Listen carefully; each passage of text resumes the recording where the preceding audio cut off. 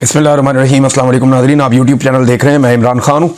नाज़रीन, हमारे दोस्त हैं ज़हीम लगारी साहब, बड़े अच्छे जर्नलिस्ट हैं। उन्हें पहले अगवा किया गया, लापता रखा गया 15 घंटे तक, और उसके बाद फिर उन पर दहशतगर्दी का मुकदमा डाल दिया गया। ये इंतहाई अफसोसनाक सूरत हाल है। मामला ये है कि ज़हीम लगारी साहब वही सहाफ़ी हैं जिन्होंने मरीम नवाज़ की पंजाब हुकूमत की एक करप्शन पकड़ी थी, और वो जब उन्होंने करप्शन पकड़ी तो उन्हें ISI ने अगवा कर लिया था और 1 हफ्ते तक उन्हें अगवा रखा गया था। उसके बाद जब उनको रिहा किया गया तो थोड़े दिन के बाद जो बारिशें हुई उनमें मरीम नवाज़ की करप्शन जो है वो कुदरत ने भी पकड़ ली, उसी मनसूबे की जो पंजाब हुकूमत का था, और उसके बाद ये सरखरू हो गए थे। लेकिन पाकिस्तान की इंटेलिजेंस एजेंसीज ने साबित किया था कि वो शरीफ खानदान की गुलामी में किसी भी हद तक जाने के लिए तैयार है। अब ज़हीम लगारी साहब जो है उन्होंने बहुत ज़्यादा बेनकाब किया, ना सिर्फ पंजाब हुकूमत को बल्कि साथ ही साथ वो पाकिस्तान तहरीक इंसाफ की कवरेज, क्योंकि देखें मना है, मीडिया को रोका जाता है कि आपने कवरेज नहीं करनी, तो वो ये कवरेज भी करते थे। और साथ में PMLN ने जितनी भी कोशिशें की कोई छोटा मोटा जलसा जुलूस करने की, तो ज़हीम लगारी साहब वो सहाफ़ी हैं जो वहाँ पहुँच जाते थे और जाके लोगों से माइक के अंदर पूछते थे कि आप नून लीग के जलसे में क्या लेने आए हैं। तो ज्यादातर लोग उन्हें ये बताते थे कि जनाब हमारा तो इस जलसे से ताल्लुक ही कोई नहीं है, हम तो इस जलसे में आने नहीं चाहते थे, हम तो सिर्फ कोई बिरयानी खाने के लिए आया हुआ था, किसी को पैसे देकर लाए हुए थे, कोई गरीब 2 वक्त की रोटी के लिए आया हुआ था। कुछ लोगों ने कहा जी हम तो इनका तमाशा देखने आए हैं, और सारे लोग यही कहते रहे कि हम इमरान खान के सपोर्टर हैं, हम इमरान खान को वोट डालेंगे। तो नून लीग के जो बेचारे छोटी मोटी कोशिश करते थे जलसा जलसी करने की, बेचारे पैसा वैसा खर्च करते हैं। मरीम नवाज को उधर मुसीबत पड़ी हुई है जापान में, यानी अब वो जापान पहुंची है, तो जापान में मुकामात को खुफिया रखा जा रहा है कि मरीम नवाज जहां पे जलसा करेगी, जलसा तो नहीं है, वो एक पब्लिक की गैदरिंग है छोटी सी, एक गैदरिंग करेगी, वो मुकाम खुफिया रखना है। एक एक बंदे का पूरा बायोडाटा चेक किया जाता है जिसको मरीम नवाज के उस प्रोग्राम के अंदर बुलाया जाएगा। अंदाजा करें कितना ये लोग डरे हुए हैं, और जो ओवरसीज हैं उनको बताया ही नहीं गया कि ये प्रोग्राम कहां पे कर रही हैं। यानी मखसूस लोगों को चुना जा रहा है, अपने साथ बहुत सारे लोग ले जाए गए हैं, बहुत सारे लोग जो हैं जो एम्बेसी का अमला है उनके जो घर वाले हैं उनको शामिल किया जाएगा, तो इधर उधर से ऑडियंस पकड़ के बिठाई जाएगी ताकि मरीम नवाज की बातें वहां पे वो लोग सुन लें। अब इस जाली हुकूमत को कहीं पे भी कोई तस्लीम नहीं करता, तो वहां पे उनको मुसीबत पड़ी हुई है जापान में। तफसीलात में आपके सामने रखूंगा, लेकिन ज़हीम लगारी साहब को दोबारा अगवा किया गया, बाद में गिरफ्तारी डाल दी गई और इंसदाद दहशतगर्दी का मुकदमा दर्ज कर दिया गया। वजह यह है कि ये पंजाब हुकूमत की करप्शन, उनकी नाअहलियों को रिपोर्ट करते हैं, और जो झूठी मकबूलियत के उनके दावे होते हैं उनके पोल खोल देते हैं उनके जलसों में जाकर। इसकी वजह से PMLN को बहुत तकलीफ है, और जब PMLN को तकलीफ होती है, मरीम नवाज को तकलीफ होती है, तो पाकिस्तान की इंटेलिजेंस एजेंसीज को तकलीफ होती है, और फिर इस आदमी के खिलाफ दोबारा कार्रवाई की गई। मेरे जितने सहाफ़ी दोस्त हैं उन सबको चाहिए कि आवाज़ उठाएं। नाज़रीन, सुहेल वड़ाइच साहब ने जो धमकियां दी हैं इमरान खान साहब को और पाकिस्तान तहरीक इंसाफ को अपनी तहरीरों के जरिए से, उन धमकियों पर तहरीक इंसाफ का कोई रद्द-ए-अमल नहीं आ रहा, और ऐसा लगता है कि शायद तहरीक इंसाफ इनको संजीदा नहीं ले रही या इस पर कोई रद्द-ए-अमल देना नहीं चाहती। लेकिन देखिए, सुहेल वड़ाइच ने जिनसे मुलाकात की वो तो पाकिस्तान के आर्मी चीफ हैं, वो तो पाकिस्तान के फील्ड मार्शल हैं, और इस वक्त मुल्क के स्याह और सफ़ेद के मालिक हैं। बल्कि हमेशा से ये फौजी सरबराह जो है वही पाकिस्तान के स्याह और सफ़ेद के मालिक रहते हैं। लिहाजा ये जो फौजी सरबराह ने उनसे मुलाकात की और फिर सुहेल वड़ाइच साहब ने उनकी ख्वाहिशात को या उनकी बातों को अपने कॉलम के अंदर लिख दिया, तो अब सुहेल वड़ाइच साहब के मामले को पाकिस्तान तहरीक इंसाफ को संजीदा लेना चाहिए था।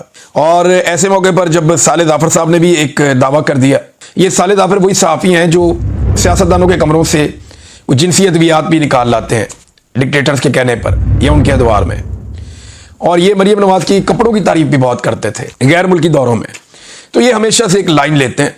तो अभी जो है साले जाफर साहब के बकौल पाकिस्तान तहरीक इंसाफ की क़यादत सच्चे दिल से माफ़ी पर गौर कर रही है। मुझे समझ नहीं आती कि ये सच्चे दिल क्या है, ये सच्चे दिल की माफ़ी क्या होती है, और ये कैसे पैरामीटर क्या पता कैसे चलेगा कि सच्चे दिल से या झूठे दिल से, ये तो बात समझ नहीं आती। लेकिन 3 चीज़ें जो है ना वो सुहेल वड़ाइच साहब के कॉलम से निकलती हैं या उनकी तहरीरों से निकलती हैं, जिन्हें पाकिस्तान तहरीक इंसाफ को संजीदा लेना चाहिए, क्योंकि उन्होंने फील्ड मार्शल से मुलाकात की, बाकायदा यूरोप जाके, ब्रसल्स में वहां जाके मुलाकात की। उसके बाद उन्होंने ऐसी बातें की जिन पे पाकिस्तान तहरीक इंसाफ को नोटिस लेके बात करनी चाहिए। नंबर 1, ये जान से मारने की धमकियां हैं, इसमें जुल्फिकार दी भुट्टो का जिक्र है, तारा मसीह का जिक्र है जिसने फांसी दी थी, या कोई सानिया हो जाएगा इसका जिक्र है। तो ये एक तरह की धमकियां हैं, एक तो धमकियां दी जा रही हैं, और बहुत सारे जो जर्नलिस्ट हैं वो ये कह रहे हैं कि जो पुराने टाउट्स हैं शायद वो कामयाब नहीं हुए, तो अब सुहेल वड़ाइच जैसे सीनियर आदमी को एक मौका दिया गया है कि आप डराएं और धमकाएं, शायद ये फॉर्मूला काम कर जाए। दूसरा, आसिम मुनीर साहब से मुलाकात के बाद कहा गया जो भी उनकी तरफ से कहा गया, उससे पहले उन्होंने जो बातें की वो थोड़ी मुख्तलिफ थी, लेकिन ये जो जान से मारने की धमकियां ये आर्मी चीफ से मुलाकात के बाद है, तो तहरीक इंसाफ को संजीदा लेना चाहिए। और तीसरा, देखिए उन्होंने ये भी कहा कि मईशत में, खारजा और दाखिली मामलात में आर्मी चीफ की बदतरीन जो है वो एक इन्वॉल्वमेंट है, ये भी उन्होंने अपने कॉलम्स के जरिए से एतराफ किया। लिहाजा पाकिस्तान तहरीक इंसाफ को इसके ऊपर बात जरूर करनी चाहिए थी। लेकिन अब आप हर लिहाज से बात कर सकते हैं कि आर्मी चीफ को ये आईनी तौर पे इख्तियार नहीं है कि वो मईशत पे बात करें, वो बात करें खारजी मामलात पे या दाखिली मामलात पे। उनकी ये डोमेन नहीं है, ये सियासतदानों की है। और अगर वो ये कर रहे हैं तो इस पर अपोजिशन ही तनकीद करेगी ना, तो अपोजिशन इस पर बात ही नहीं करती। और मैं हैरान हूं पाकिस्तान के उलमा इकराम पे। यानी मौलवी हजरात से मेरा ये सवाल है कि मौलवी साहिबान, यानी आपको होश नहीं आ रही? सुहेल वड़ाइच साहब ने अपने कॉलम में लिखकर बताया, हर छोटी छोटी चीज पे आप जाग जाते हैं, इद्दत वाले केस पे आपको होश नहीं आती। पाकिस्तान के मौलवियों को छोटी छोटी चीजों के ऊपर आप उछलना शुरू हो जाते हैं। अब मुझे ये बताएं कि अल्लाह ताला ने फरिश्तों को कहा कि आदम अलैहिस्सलाम को सजदा करो, और पाकिस्तान की एस्टेब्लिशमेंट ने इमरान खान को कहा कि माफी मांग लो। अब ये मिसाल देने का तुक क्या है? यानी क्या पाकिस्तान की एस्टेब्लिशमेंट खुद को खुदा समझना शुरू हो गई है और इमरान खान को इबलीस साबित करने के लिए ये अब कुरान पाक का ये वाला हवाला पेश करेंगे? और जिन लोगों ने माफी मांग ली, क्या वो सारे फरिश्ते साबित हो गए हैं? यानी जरदारी और नवाज शरीफ क्योंकि इन्होंने माफिया मांग के बूट पॉलिश किए हुए हैं, तो क्या ये फरिश्ते हैं अब? तो एस्टेब्लिशमेंट खुद को खुदा क्लेम कर रही है। इसके ऊपर कोई पाकिस्तान के मौलवियों ने बात की? बिल्कुल खामोश है, कोई बात ही नहीं करता। हाँ, ये जरूर है कि फजलुर रहमान साहब की जमात के कुछ लोगों को बड़ा गुस्सा है इस्लामाबाद में मसाजिद के मामले को लेकर, क्योंकि ये ज़्यादातर मसाजिद जो है वो ज़ियाउल हक साहब के दौर में बनी है और फजलुर रहमान साहब की जमात और उनके फिरके से मुताल्लिक है। तो ये उनकी एक स्ट्रेंथ है कि इन मसाजिद में, इन मदारिस में वो बच्चे हैं जो उनके एहतजाज वगैरह में भी आते हैं, और उनकी एक वाबस्तगी भी है इन मदारिस और मसाजिद के साथ, एक दिली वाबस्तगी भी हो जाती है ना। तो हाफिज अब्दुल्ला साहब ने कहा जी कि आर्मी चीफ भी हाफिज कुरान है, मैं भी हाफिज कुरान हूं, तो आए कुरान पाक सामने रख के बात कर लेते हैं कि कोर कमांडर हाउस पर एहतजाज और तोड़फोड़ ज्यादा बड़ा जुर्म था या इस्लामाबाद में एक पुरानी मस्जिद को गिराना ज्यादा बड़ा जुर्म था? और अगर ग्रीन बेल्ट का मामला है तो ग्रीन बेल्ट पे तो बेशुमार लोगों ने बहुत बड़ी बड़ी चीजें बनाई हुई है, नालों के रस्तों पे बनाई हुई है, वहां से आगाज कर ले, मस्जिद क्यों गिराई गई? फिर हाफिज अब्दुल्ला ने यह भी कहा कि मस्जिद इतनी उजलत में गिराई गई कि कुरान पाक को भी दरगोर कर दिया गया, वहां पे दबा दिया गया जमीन में, कुरान पाक की बेहुरमती भी की गई, और ये उन्होंने ऑन एयर कहा, और फिर रातों रात सफाई करके वहां पे दरख्त भी लगा दिए गए। अब आप नाज़रीन अंदाजा कीजिए कि जो इतनी ताकत रखता है वजीर दाखिला, या इतनी कुदरत रखता है या चीजों को ऐसे कंट्रोल करता है कि रातों रात मस्जिद और मदरसा हटा के वहां पे सीधा मैदान बना के वहां पे रातों रात दरख्त लगा के वो साबित कर देता है कि यहां तो कुछ था ही नहीं।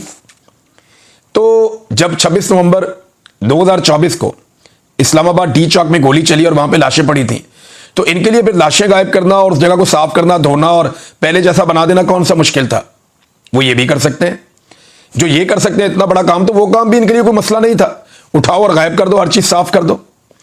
लिहाजा ये अब फजलुर रहमान साहब की पार्टी इसके ऊपर थोड़ी सी गुस्से में है, लेकिन मौलवी हजरात जो आर्मी चीफ से मनसूब एक चीज सुहेल वड़ाइच साहब ने की है उसके ऊपर अभी तक बात नहीं कर रहे। हम इंतजार करेंगे कि कौन से मौलवी इसके ऊपर बात करते हैं। नाज़रीन, इमरान खान साहब तो डील नहीं कर रहे। ये जो ख्वाहिश है ना माफी की, ये बहुत पुरानी है, बहुत पुरानी है। एस्टेब्लिशमेंट हमेशा से चाहती है कि सारे उनसे माफी मांगे। जब अभी मेरी आज बात हो रही थी हैदर मजीद से, ये इमरान खान साहब के साथियों में से एक है, ISF के भी रहे, वकला तंजीमों के भी रहे, और ये हसन नियाजी के साथ ये गिरफ्तार हो गए थे और इन्हें फौजी अदालत में रखा गया था। फौजी कस्टडी में फौजी अदालत ने इनको सजा दी थी और उसके बाद जेल से रिहा होकर आ गए। उन्होंने मुझे चंद बड़ी अजीब चीजें बताई। एक तो उन्होंने बताया जैसे उन पर टॉर्चर किया जाता था, जो मिलिट्री कस्टडी में उनके साथ ज्यादतियां हुई वो उन्होंने मुझे बताई। और फिर उन्होंने मुझे ये बताया कि हमें जब सजा सुनाई गई तो हम जेल में थे।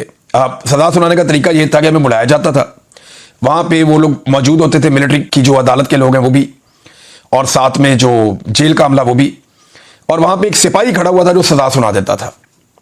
यानी जितने भी लोगों को फौजी अदालत ने सजा सुनाई है वो सारी की सारी सजा सिपाही ने सुनाई है। अंदाजा करें आप, अदालतों में सजाएं जो सुनाते हैं वो जज सुनाते हैं, लेकिन यहां पे जो सजा सुनाई है वो एक सिपाही ने सुनाई है। वो बुलाते थे बंदे को, खड़ा करते थे, उसे कहते थे जनाब आपकी इतनी सजा है, ये जुर्म है, अब आप जाए। और ये सजा जो सुनाता था ना वो एक नॉर्मल सा सिपाही था जो ये सुना रहा था। उसके बाद हैदर मजीद ने मुझे बताया कि चंद दिन के बाद हमारे पास वही लोग आए और एक माफीनामा लिख कर लाए। उन्होंने कहा जी आप ये माफीनामे पे दस्तखत करें और हम चीफ साहब को ये माफीनामा भेजेंगे तो वो आपकी सजा माफ कर देंगे और आप बाहर आ जाएंगे। तो हैदर मजीद ने कहा जी मैंने उन्हें माफीनामा जो खुद लिख कर दिया उसकी जगह पे मैंने उस पर यह लिख कर दिया कि, और चीफ जस्टिस ऑफ पाकिस्तान को लिख कर दिया कि मैं खुद एक वकील हूं, मैं कानून को जानता हूं और मेरी उम्मीद पाकिस्तान के चीफ जस्टिस से है, अदालतों से है, और मैंने कुछ ऐसा नहीं किया और मैं किसी चीज की माफी नहीं मांगता और ये हमें सजा भी गलत हुई है। तो उसने अपना मौक़िफ़ पूरा लिख के भेज दिया। वो मौक़िफ़ आज तक कभी हमारे सामने नहीं आया, लेकिन हैदर मजीद ने मुझे ये बताया। तो माफी मंगवाने का शौक कितना आप देखें कि उधर उनको सजा सुनाई, फिर उनके पास खुद ही कागज लेकर जा रहे हैं कि आप हमसे माफी मांग लें, आपकी बड़ी मेहरबानी होगी। उन्होंने नहीं मांगी। मैं जब आईएसआई की कैद में था, जबरी तौर पे लापता था, तो मुझे उन्होंने कहा इमरान खान कब तक टूट जाएगा? तो मैंने कहा टूटने का मतलब क्या? उन्होंने कहा जी माफी मांगे। उस वक्त भी, आज से 2 साल पहले, अगस्त 2023 में जब इन्होंने इमरान खान को गिरफ्तार किया, तो तब भी इन्होंने मुझे यही कहा था कि इमरान खान माफी मांगे। उस वक्त भी यही ख्वाहिश थी माफी मंगवाने की। फिर बहुत सारे टाउट्स को इस्तेमाल किया गया कि जी पाकिस्तान तरीके इंसाफ के लोग माफी मांगे, इमरान खान माफी मांगे। उसने नहीं मांगी माफी, और अब फाइनली सुहेल बड़ाइच तक मामला आ गया कि माफी मांगे। ऐसा लगता है पूरा निजाम मिन्नतें कर रहा है इमरान खान की कि अल्लाह का वास्ता माफी मांग लो। और भाई माफी तो वो तब मांगे जब वो ये बात कबूल करे कि उसने कुछ गलती की है। वो तो ये कहता है कि मैंने गलत किया ही नहीं, मुझे पहले गलत साबित करो फिर मैं माफी मांगू ना। मैं तो गलत हूं ही नहीं, ना मैंने कोई गलत काम करने का हुक्म जारी किया, ना मैंने कोई गलत काम किया, और ये सारा का सारा एक फॉल्स फ्लैग ऑपरेशन है। अब इसमें इमरान खान साहब माफी मांगते नहीं, और दूसरी तरफ जनाब एक बचकाना सी सोच है कि माफी हमने मंगवानी है। मेरे ख्याल में पाकिस्तान की कौम को मिलकर ना एस्टेब्लिशमेंट से एक ही दफा माफी मांगे, माफ कर दो भाई जी, जाओ जाके अपना काम करो, जाके आप अपने बॉर्डरों पे जाएं, अपनी सिक्योरिटी संभालें, हमें आप माफ कर दें। बड़ी मेहरबानी आपकी। पूरी कौम को चाहिए कि एस्टेब्लिशमेंट से हाथ जोड़ के माफी मांग ले कि जनाब सानू माफ कर दो, असी रज गए भाईजान, हम रज गए हैं, हमें आप माफ कर दें, हमारे साथ मौत हो गई है, बड़ी मेहरबानी, आपको माफी चाहिए ना, लिख के दे देते हैं जनाब माफ कर दो, अल्लाह के नाते माफ कर दो, बस जाओ जाके अपना काम करो, तो पाकिस्तान को अब चलने दें आप। ये तो फिर यही हल रह गया पूरी कौम के पास। अगर माफी का बहुत शौक है तो कौम ऐसे माफी मांग सकती है। नादरीन, मोहसिन नकवी साहब ने आर्मी चीफ का वही वाला मुतनाज़ बयान जो है वो दोबारा सुना दिया मीडिया को कि एक सऊदी शख्सियत आई थी पाकिस्तान में इंडिया से होकर, बड़े इंपॉर्टेंट लोग आए थे सऊदी गवर्नमेंट के, और वो जंगबंदी पे पाकिस्तान से बात कर रहे थे। तो आर्मी चीफ ने उन्हें भी यही कहा कि इंडिया एक चमकती हुई शाइनिंग मर्सिडीज है। यानी ये तस्लीम किया कि बड़ी कीमती गाड़ी है, बहुत खूबसूरत शाइनिंग मर्सिडीज इंडिया, और पाकिस्तान एक डंपर ट्रक है। एक डंपर से मिसाल दिया पाकिस्तान को।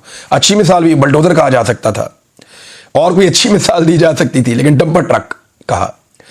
और उसके बाद वो जो है सऊदी जो सफीर आए हुए थे, जो नुमाइंदगी कर रहे थे, वो खामोश हो गए।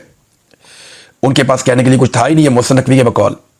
लेकिन जब आप ऐसी बात करेंगे तो फिर अगला क्या कहेगा आपको? वो यही सोचेगा ना। और सऊदीज को क्या पसंद है? क्या डंपर पसंद है या मर्सिडीज पसंद है? तो उन्हें तो मर्सिडीज पसंद है, और आप अपने आप को खुद ही कह रहे हैं कि हम डंपर हैं। कोई अच्छी मिसाल देनी चाहिए थी ना। यानी मेरी समझ से बाहर है कि पाकिस्तान दुनिया को बताना क्या चाहता है और करना क्या चाहता है, और इन लोगों के दिमागों में क्या चल रहा है। ये मेरी बात आप लिख कर लें। थोड़े अरसे के बाद जो जंगी जुनून इस वक्त ये सारे लोग मिलकर फैला रहे हैं ना, ये इससे जान छुड़ा रहे होंगे, और ये कौम को कह रहे होंगे नहीं नहीं, हमने इंडिया के साथ दोस्ती करनी है, हमने तिजारत करनी है, हमने ये मामलात करने हैं, कश्मीर को आप भूल जाएं, हम लड़ना नहीं चाहते, हम अच्छे बच्चे बन के रहना चाहते हैं। अब देखिएगा थोड़े अरसे के बाद, अभी इनको मजे आ रहे हैं किसी और वजह से, जब हालात दूसरी तरफ जाएंगे तो यही लोग दूसरी बातें करते हुए भी आपको सुनाई देंगे। अब नादरीन आ जाए, जो फ्लड्स आए हैं खैबर पख्तूनख्वा में, जो सैलाब की सूरत हाल है, उस पर कुछ चीजें मैं आपके सामने रखता हूं। एक खानदान के 40 अफराद जाँ बहक हुए हैं बुनेर में। इंतहाई अफसोसनाक वाकया। अब जब रिकॉर्ड इकट्ठा हुआ तो पता चल रहा है कि एक ही खानदान ऐसा है जिसके 40 अफराद जाँ बहक हो गए। अल्लाह ताला उन सबको सब्र अता फरमाए, हिम्मत अता फरमाए। जो लोग बाकी बचे हैं सोगवारान, और यानी उनका बहुत बड़ा दुख है, इसको बयान भी नहीं किया जा सकता।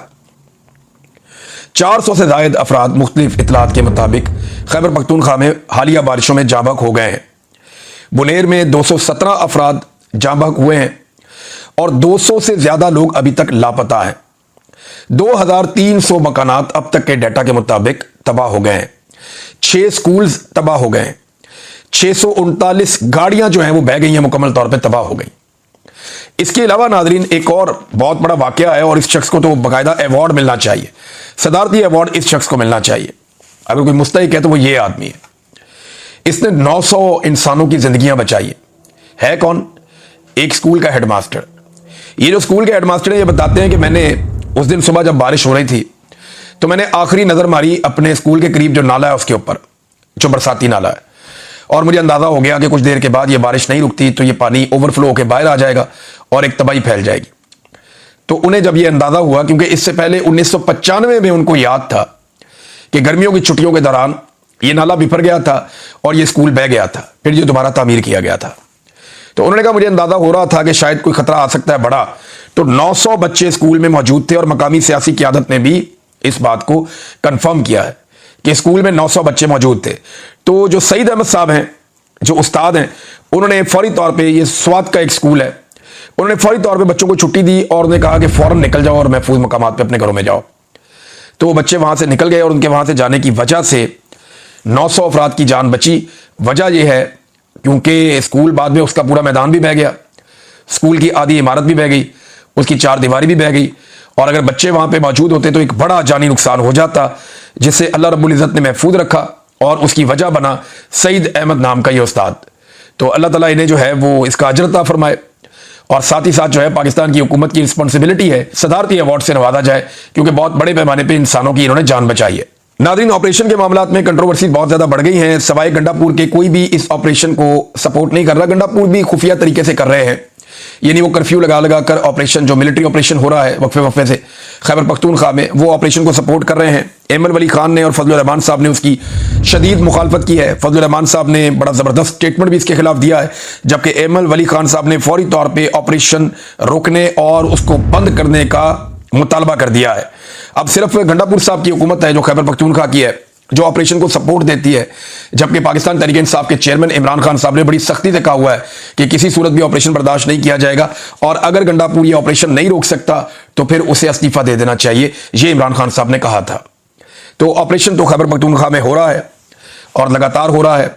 कभी उसमें तातुल आता है थोड़ा सा, लेकिन दोबारा शुरू हो जाता है, और ये रोकने का ऐसा लगता है कोई इरादा भी नहीं है एस्टेब्लिशमेंट का। लेकिन इस मरतबा उन पर दबाव बहुत ज्यादा है ऑपरेशन रोकने के लिए। बहुत सारे लोग जो है वो पहले ही नकल मकानी कर चुके हैं, और अब सैलाब की सूरत हाल भी है। तो खैबर पख्तूनख्वा की हुकूमत के सामने बहुत सारे चैलेंजेस हैं। अब तक के लिए इतना ही, अपना ख्याल रखिएगा। व्लादिमीर पुतिन ने हमेशा पाकिस्तान को जनूबी एशिया का एक अहम पार्टनर करार दिया है। उनके नजदीक पाकिस्तान खत्ते में एक ऐसा मल्लक है जिसके साथ ताल्लुकात मजीद मजबूत करना रूस की तरजीहात में शामिल है। जब वजीर आज़म इमरान खान ने 2022 में मास्को का तारीखी दौरा किया तो सदर पुतिन ने उनसे अहम मुलाकात की। इस मुलाकात में दोनों रहनुमाओं ने तवानाई, तिजारत और टेक्नोलॉजी के मैदान में ताआवन बढ़ाने पर जोर दिया।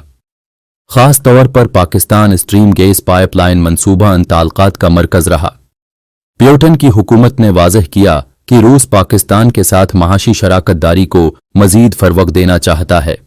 इमरान खान ने भी सदर पुतिन से गुफ्तगू में यही कहा कि दुनिया को जंग की नहीं बल्कि अमन और मज़ाकरात की ज़रूरत है। उनका मौक़िफ़ था कि फ़ौजी तनाज़ा किसी के भी हक़ में नहीं और मसाइल का हल सिर्फ बातचीत और डिप्लोमेसी में है। सदर पुतिन ने इस बात पर इत्फाक करते हुए इलाक़ाई इस्तेहकाम की अहमियत को उजागर किया। यूँ कहा जा सकता है कि रूसी क़यादत इमरान खान को एक संजीदा और मजबूत लीडर समझती है जो अपने मुल्क के साथ साथ खत्ते के अमन और तरक्की के लिए अमली किरदार अदा करना चाहते हैं।